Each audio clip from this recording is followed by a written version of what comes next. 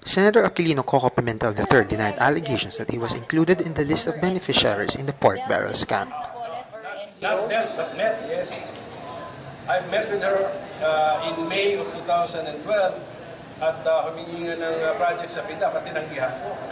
Kaya if ever may so-called the poorest list, it's bad faith on her part to include me there kasi ang tanong ko, pagkatapos ng May 2012, ano ang action ko na tumulong sa kanya?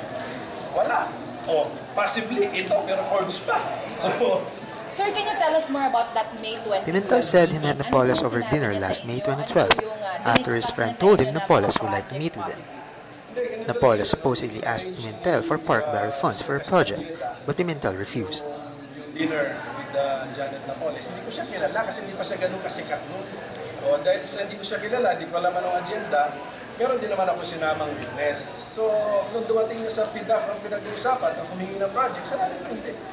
Ang PIDAF ko hindi pinamimigay o hindi hinihingi. It's meant for worthwhile projects. So yun lang. After that, nawala na siya sa isip. Pimentel also said Napoles offered to donate campaign funds, but he also rejected it. Campaign funds at kami siya po ay rin-check po namin. Kahit na kami po ang kulang sa pondo, ay rin-check po namin ang offer niya of campaign contribution. Pimentel made a statement on Tuesday after he filed criminal and administrative charges before the Ombudsman against 4 agriculture officials. He accused these officials for forging his signatures in an organic fertilizer fund scam. Yung letterhead ng sulat, hindi amin. Yung signature, hindi akin.